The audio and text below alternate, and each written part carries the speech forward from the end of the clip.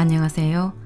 여러분의 삶이 눈부시게 빛나길 바라는 루나 펄스입니다. 오늘은 고전문학 한 편을 소개해 드리겠는데요. 개를 데리고 다니는 부인입니다. 지은이는 안톤 파블로비치 체호프, 옮긴 사람은 김선영, 펴낸 곳은 세움 출판사입니다. 에드거 앨런 포, 기드 모파상과 함께 세계 3대 단편 작가로 꼽히는 안톤 체호프는 현대 단편 소설의 형식을 확립하는 데 결정적인 역할을 했지요. 개를 데리고 다니는 부인은 개를 데리고 다니는 여인으로 해석이 되기도 합니다. 체호프의 문학성이 절정에 달했던 1899년에 발표된 이 작품은 현대 단편 소설의 정수를 보여주고 있습니다. 사소하고 일시적인 남녀의 연애 사건을 통해 진정한 사랑을 깨닫게 되는 과정을 그리고 있는데요. 당대 러시아 사회에 만연한 거짓과 허위, 사람들 간의 소통의 부재라는 상황 속에서 사랑을 모르고 허울뿐인 부부 관계만 맺고 있던 기혼 남녀의 뒤늦은 사랑 이야기를 그린 작품입니다. 책의 저작권 보호로 끝까지 다 읽어드릴 수는 없고요. 처음부터 일부 읽어드리겠습니다. 오늘도 책과 함께 편안하고 따스한 시간 되시기 바랍니다.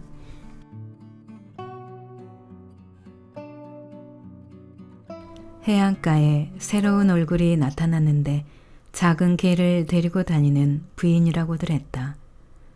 벌써 2주일을 얄타에서 지내어 이곳에 익숙해진 드미트리 드미트리치 그로프도 새로운 인물들에게 관심이 가기 시작했다. 그는 베르네의 파빌리온에 앉아 있다가 아담한 키에 금발이고 베레모를 쓴 젊은 부인이 해안 산책로를 따라 걷고 있는 걸 봤다. 그녀의 뒤로 하얀 스피츠가 달려갔다. 그는 이후에도 시립공원이나 정원에서 하루에도 몇 번씩 그녀를 마주쳤다. 그녀는 혼자 걸었으며 항상 그 베레모를 쓰고 하얀 스피츠를 데리고 다녔다. 아무도 그녀가 누구인지 몰랐고 그냥 작은 개를 데리고 다니는 부인이라고 불렀다. 남편도 없고 아는 사람들도 없이 여기에 있는 거라면 그로프는 생각했다. 그녀와 인사를 나누는 게 지나친 일은 아니지. 그는 아직 40이 안 됐지만 벌써 12살 난 딸과 김나지아에 다니는 2 아들이 있었다. 대학교 2학년일 때 일찍 결혼을 하게 됐는데 그녀는 그의 아내가 그보다 1.5배는 더 나이 들어 보였다. 그녀는 큰 키에 짙은 눈썹을 가졌고 솔직하고 당당하고 진중한 그녀 자신의 표현대로라면 생각할 줄 아는 여자였다. 그녀는 독서를 많이 했고 남편을 드미트리가 아니라 디미트리라고 불렀다. 하지만 그는 속으로 그녀를 무디고 답답하고 우아하지 않은 여자로 여겼고 그녀를 무서워했으며 집에 있는 걸 좋아하지 않았다. 바람을 피우기 시작한 것도 이미 오래고 자주 바람을 피웠는데 그래서인지 여자들에 대해 한결같이 나쁘게 말했고 그가 있는 자리에서 여자들에 대한 얘기가 오갈 때면 그들을 이렇게 칭했다. 천한 종족. 그는 자신이 여자들을 내키는 대로 불러도 될 만큼 쓰디쓴 경험을 통해 충분히 배웠다고 생각했지만 어쨌든 그 천한 종족 없이는 이틀도 살 수 없었을 것이다. 남자들 모임에 있을 땐 지루하고 불편하고 말수도 적고 차가웠지만 여자들 사이에서는 거리낌 없었고 무슨 말을 할지 어떻게 행동해야 할지 잘 알았다. 말없이 그냥 있는 것마저 편했다. 그의 외모에, 성격에, 기질에 여자들이 호감을 느끼며 다가오게 하는 어떤 미묘한 매력이 있었는데 그도 이러한 것을 알고 있었고 그 자신도 어떠한 힘에 이끌려 여자들에게 다가갔다. 수차례의 경험, 정말로 쓰디쓴 경험을 통해 그가 오래전에 깨우친 것은 처음엔 인생을 그토록 기분 좋게 변화시키고 귀엽고 가벼운 모험 같았던 만남이 점잖은 사람들, 특히 엉덩이가 무겁고 우유부단한 모스크바 남자들에게는 기어이 커다랗고 지극히 복잡한 문제로 자라버려서 결국엔 상황이 짐스러워진다는 것이었다. 하지만 흥미로운 여성을 새로 만날 때마다 그 경험은 왠지 기억에서 슬쩍 사라지고 인생을 살고 싶어졌으며 모든 게 너무나 간단하고 우습게 여겨졌다. 한 번은 저녁 무렵 그가 정원에서 식사를 하고 있는데 베레모를 쓴 부인이 옆 식탁에 앉으려고 천천히 다가왔다. 그녀의 표정, 걸음걸이, 드레스, 머리 모양에서 그가 읽어낸 것은 그녀가 기품 있는 집안 출신이며 남편이 있고 얄타의 처음이고 혼자이며 이곳을 지루해 한다는 것이었다.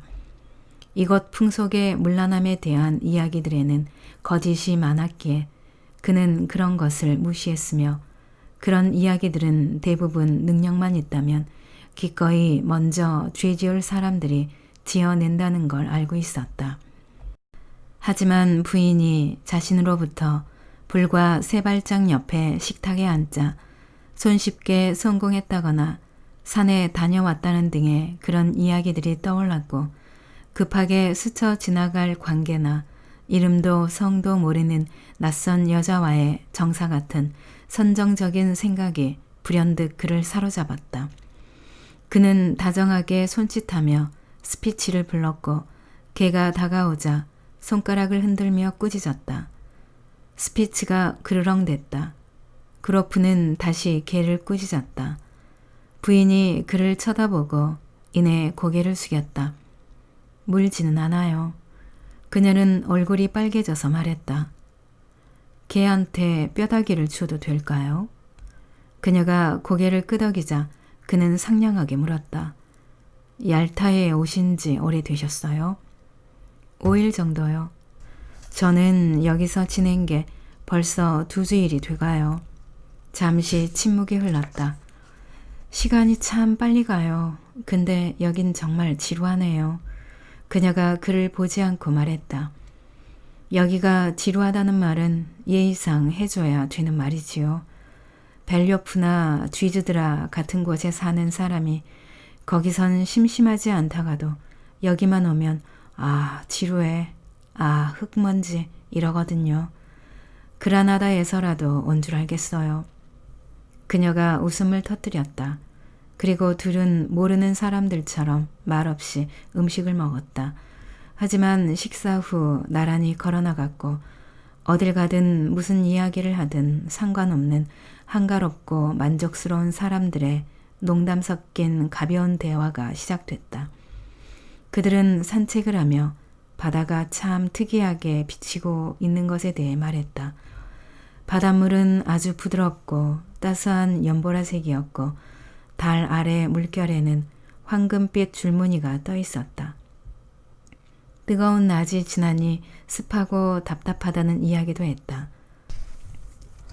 크로프는 자신은 모스크바 사람이며 문헌학을 전공했지만 은행에서 일하고 있고 한때 민간 오페라단에서 노래를 하려고 준비하다가 그만두었고 모스크바에 집이 2채 있다고 했다. 그리고 그가 그녀에게서 알아낸 것은 그녀는 페테르부르크에서 자랐으나 S로 시집가서 2년째 살고 있으며 얄타에는 한 달 더 머물 예정이고 어쩌면 남편도 이곳으로 쉬러 올 수도 있다는 것이었다. 그녀는 남편이 일하는 곳이 주청사인지 지방자치의회인지 확실히 설명을 못했는데 그녀 자신도 그것이 우스웠다. 크로프는 그녀의 이름이 안나 세르게예브나라는 것도 알게 됐다. 객실로 돌아온 그는 아마 내일도 그녀가 그를 만나줄 거라 생각했다. 그렇게 될 수밖에 없다. 잠자리에 들면서는 그녀가 불과 얼마 전까지만 해도 그의 딸처럼 공부하는 학생이었음을 떠올렸다. 그녀의 웃음에서 낯선 이와의 대화에서 다분히 묻어나던 수줍음과 서투름을 떠올렸다. 그녀도 짐작 못할 리 없는 한 가지 은밀한 목적으로 사람들이 그녀를 따라다니고 쳐다보고 말을 건네는 이런 상황이 이렇게 혼자인 것이 생전 처음일 것이다. 그는 그녀의 가녀린 목과 예쁜 회색빛 눈동자를 떠올렸다. 아무래도 뭔가 가여운 느낌이 있어. 이렇게 생각하고 그는 잠이 들었다. 서로 알게 된 지 일주일이 지났다. 축일이었다. 방 안은 답답했고 거리엔 회오리 바람이 불어 흙먼지가 날리고 모자가 벗겨졌다. 하루 종일 목이 말랐고 그로프는 파빌리온에 자주 들러서 안나 세리게브나에게 음료수나 아이스크림을 권했다. 마땅히 갈 곳이 없었다. 저녁이 되어 바람이 조금 잦아들자 그들은 증기선이 오는 걸 보기 위해 부둣가로 갔다.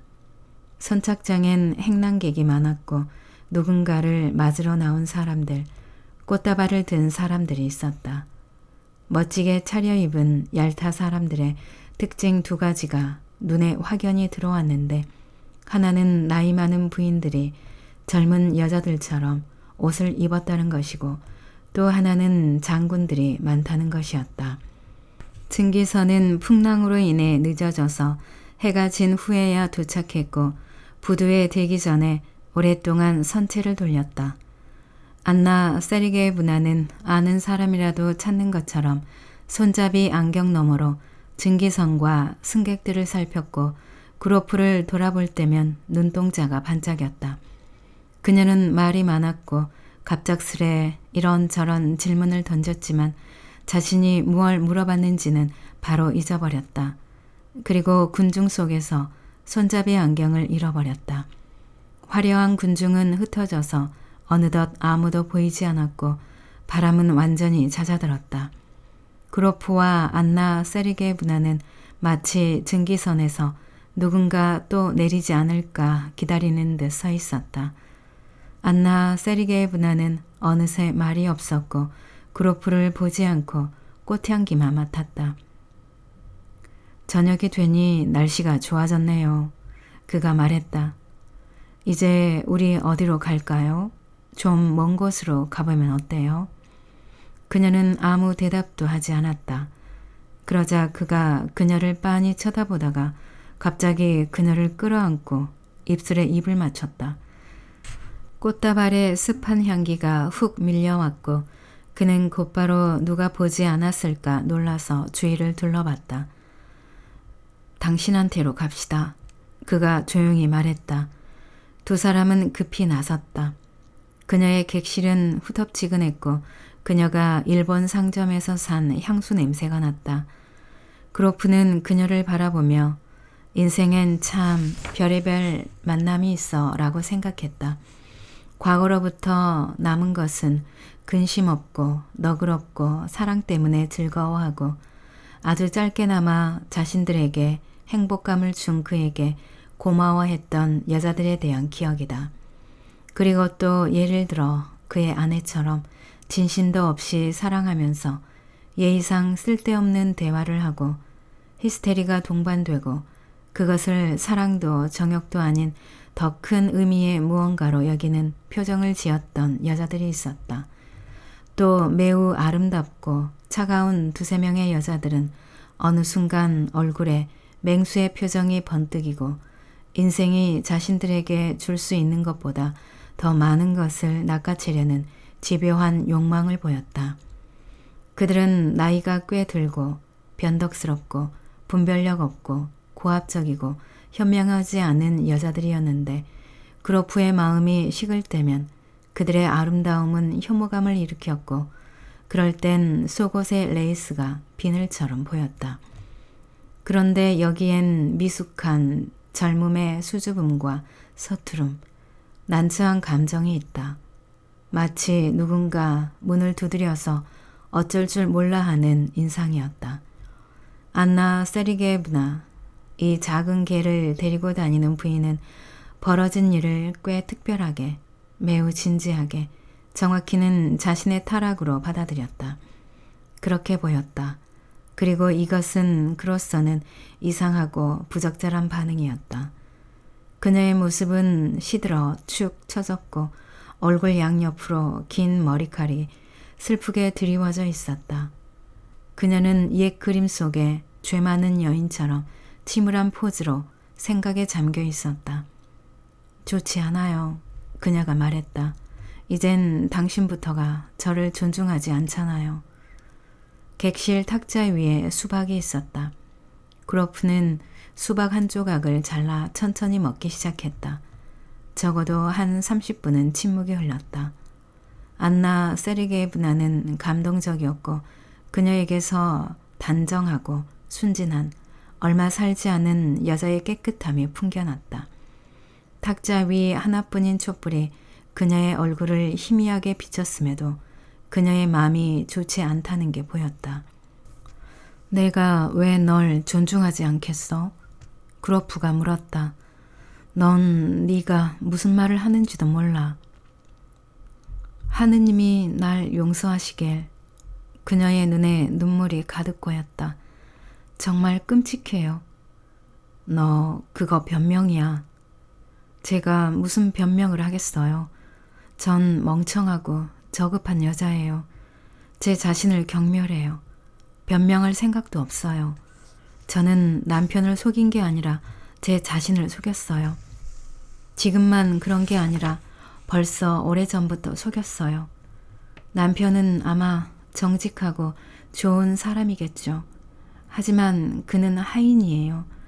거기서 뭘 하는지 어떻게 일하는지는 모르지만 그가 하인이라는 건 알아요.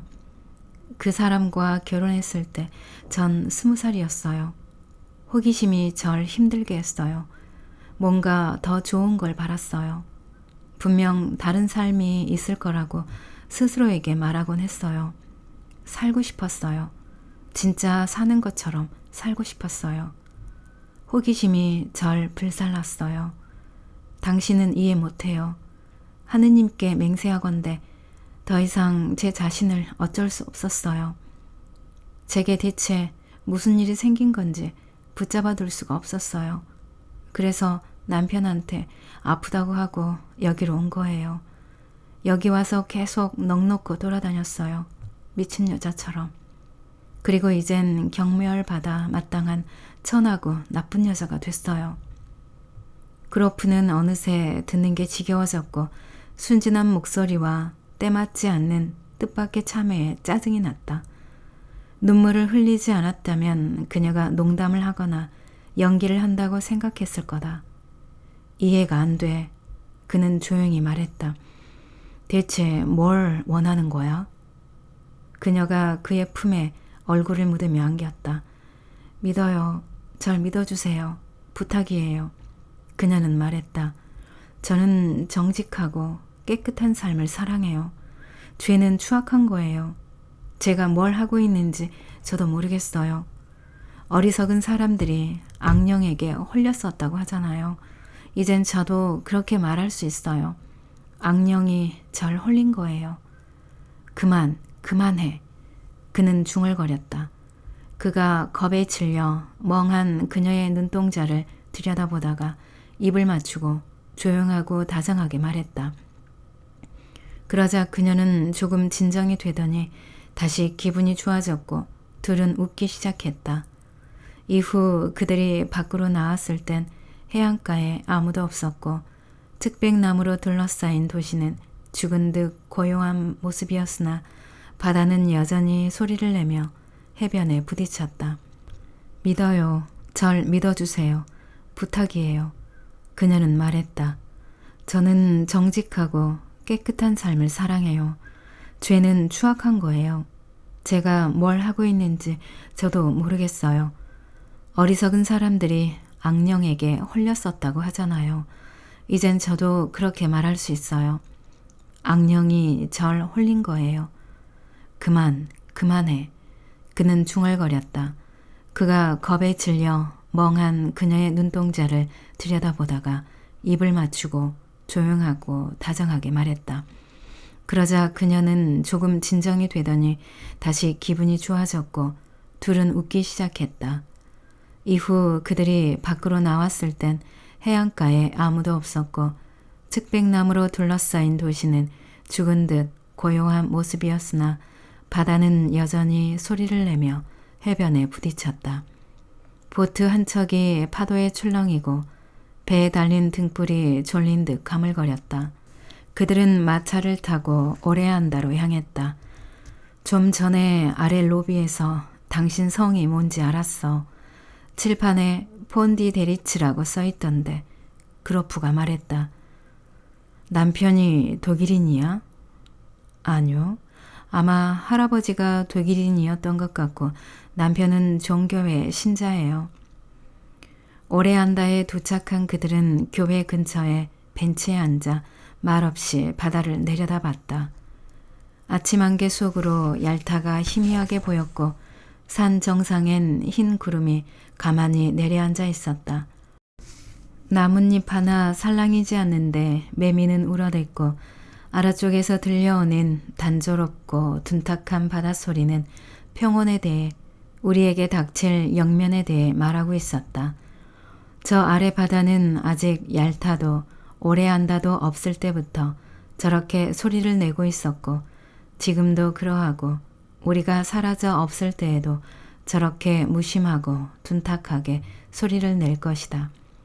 이런 지속성에 개개인의 삶과 죽음에 대한 완전한 무관심 속에 어쩌면 영원한 구원의 조건이 땅 위 인생의 끊임없는 진보와 끊임없는 완성의 조건이 숨겨져 있을 것이다. 새벽빛에 더없이 아름다워 보이는 젊은 여자 옆에 앉아서 바다, 산, 구름, 드넓은 하늘이 그려낸 동화 같은 풍경에 매료되고 평온해진 그로프는 사실 따져보면 이 세상 모든 게 아름답다고 생각했다. 존재의 고상한 목적과 인간의 존엄에 대해 잊을 때 우리 자신에게서 나오는 생각과 행동을 제외하면 말이다. 파수꾼으로 보이는 어떤 사람이 다가오더니 그들을 쳐다보고는 다시 갔다. 이런 세세함이 너무나 신비롭고 아름답게 느껴졌다. 등불을 끈 증기선이 아침 노을을 받으며 페오도시아에 도착한 게 보였다. 풀에 이슬이 맺혔어요. 안나 세르게예브나가 침묵을 깨고 말했다. 이제 돌아가야지. 그들은 얄타로 돌아왔다. 이후 그들은 매일 정오에 해안가에서 만났다. 같이 점심을 먹고 저녁을 먹고 산책을 하고 바다를 보며 감탄했다. 그녀는 잠을 잘 못 이루고 심장이 불안하게 두근거린다며 불평했고 그가 자신을 충분히 존중해주지 않는다며 질투심과 두려움에 늘 똑같은 질문을 던졌다. 그러면 공원이나 정원을 거닐다가 근처에 아무도 없을 때 그가 그녀를 와락 끌어안고 정열적으로 입을 맞췄다. 완벽한 한가로움. 누가 볼까 무서워 주위를 살피며 하는 대낮의 입맞춤, 무더위, 바다 냄새, 그리고 눈앞에 아른거리는 태평하고 화려하고 배부른 사람들의 모습이 그를 다시 태어나게 한 듯했다. 그는 안나 세르게예브나에게 그녀가 얼마나 좋은지 얼마나 매혹적인지 말해주었고 참을 수 없이 정열적이었으며 그녀에게서 한 발짝도 떨어지지 않았다. 하지만 그녀는 자주 생각에 잠기고 계속 그에게 요구하길 그가 그녀를 존중하지 않고 조금도 사랑하지 않으며 그저 천한 여자로만 본다는 사실을 인정하라는 것이었다. 그들은 거의 매일 저녁 늦음하게 오레안다나 폭포가 있는 근교로 갔다. 나들이는 좋았고 매번 변함없이 아름답고 벅찬 감동이 있었다. 그들은 남편이 오기를 기다렸다. 하지만 그에게서 편지가 왔는데 눈병이 심해지고 있으니 아내에게 어서 집으로 돌아오라고 애원하는 내용이었다. 안나 세르게예브나는 서두르기 시작했다. 제가 떠나는 게 잘된 거예요. 그녀는 그로프에게 말했다. 이게 운명이에요. 그녀가 마차를 탔고 그도 동행했다. 하루를 꼬박 달렸다. 그녀는 특급 열차에 오르고 두 번째 출발 신호가 울리자 말했다. 당신 얼굴 조금만 더 볼게요. 한 번만 더 볼게요. 이렇게. 그녀는 울지는 않았으나 슬프고 아팠으며 얼굴이 떨리고 있었다. 당신에 대해 생각할게요. 기억할게요. 그녀가 말했다. 주님이 함께 하시길. 잘 계세요. 나쁘게 생각하지 말아요. 우리 영영 헤어지는 거예요. 그래야 돼요.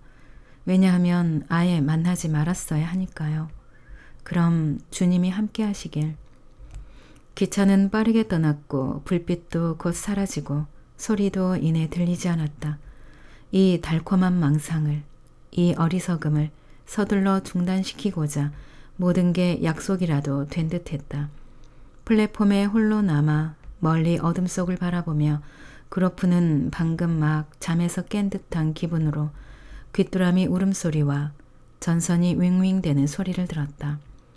그리고 이것이 그의 인생에서 또 하나의 사건이자 모험이었음을, 이 또한 이미 끝났음을, 이제 기억만 남았음을 생각했다. 그는 감상에 젖어 슬퍼졌고 조금의 후회마저 들었다. 더 이상 볼 수 없는 그 젊은 여자는 그와 함께 있으면서 행복하지 않았기 때문이다.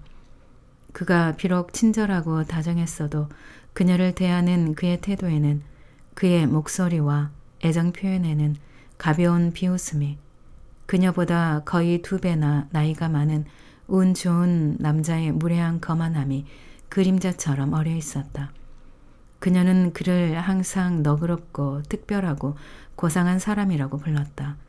분명한 건 그녀에게 보였던 것이 그의 실체가 아니니 그렇다면 의도치 않게 그녀를 속인 것이다. 역에서는 벌써 가을 냄새가 났고 저녁은 꽤 서늘했다. 나도 북쪽으로 갈 때가 됐어. 플랫폼을 나오며 그로프가 생각했다. 갈 때가 됐어. 모스크바 집은 벌써 온통 겨울이었다. 난로를 피우고 아침에 아이들이 김나지아에 갈 준비를 하고 차를 마실 땐 어두워서 보모가 잠깐 불을 켰다. 벌써 추위가 시작됐다. 첫눈이 내릴 때 첫 썰매를 타는 날에 새하얀 땅과 새하얀 지붕을 바라보면 마음이 흐뭇하고 숨쉬는 게 편하며 좋고, 이럴 때면 어린 시절이 떠오른다. 하얗게 서리가 내린 오래된 보리수나무와 자작나무의 표정이 온화하다.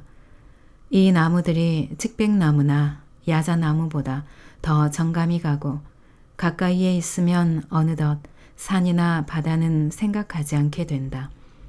그로프는 모스크바 사람이었고 맑고 아주 추운 날에 모스크바로 돌아왔다. 슈바를 입고 따뜻한 장갑을 끼고 페트로브카 거리를 걷자, 그리고 토요일에 저녁 종소리를 듣자 얼마 전의 여행과 그가 머물렀던 장소들은 완전히 매력을 잃었다. 그는 서서히 모스크바 생활에 몰두하게 되었고 욕심내어 하루에 신문을 3개나 읽으면서 사람들에겐 자신은 원칙상 모스크바 신문은 읽지 않는다고 했다. 그는 어느새 레스토랑에, 클럽에, 만찬에, 기념행사에 마음이 끌렸으며 유명한 변호사들과 예술가들이 자신의 집을 방문하고 박사클럽에서 교수와 카드놀이를 한다는 것에 우쭐해졌다. 프라이팬에 한가득 담긴 셀랑캬를 다 먹어 튀올 수도 있었다. 그의 생각대로라면 기껏해야 한 달이면 안나 세르게예브나는 기억 속에 안개로 덮이고 다른 여자들처럼 가끔 꿈에 나와 감동적인 미소를 지을 것이었다. 그러나 한 달이 훌쩍 넘어 한 겨울이 되었어도 기억은 또렷했고 안나 세르게예브나와 헤어진 것이 어제일 같았다. 기억은 더욱 강렬하게 타올랐다. 저녁의 고요함 속에 공부하는 아이들 소리가 그의 서재에 들려올 때에도, 로망스나 오르간 소리가 레스토랑에 흐를 때도, 벽난로에 눈보라 소리가 울릴 때도 불현듯 모든 게 기억 속에 되살아났다. 선착장에서 있었던 일, 안개 낀 산의 이른 아침, 페오도시아에서 도착한 증기선, 입맞춤. 그는 오랫동안 방안을 서성이고 기억을 떠올리며 미소 지었다. 그러자 기억은 갈망이 됐고 회상 속의 과거는 미래와 뒤섞였다. 안나 세리게예브나는 꿈에 나타나는 게 아니라 어디든 그림자처럼 뒤따르며 그를 지켜보았다.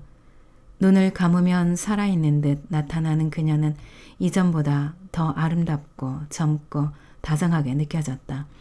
그 자신도 얄타에 있을 때보다 더 멋지게 느껴졌다. 저녁마다 그녀가 책장에서, 벽난로에서, 방구석에서 그를 쳐다봤고 그녀의 숨소리와 살랑거리는 옷자락 소리가 들렸다.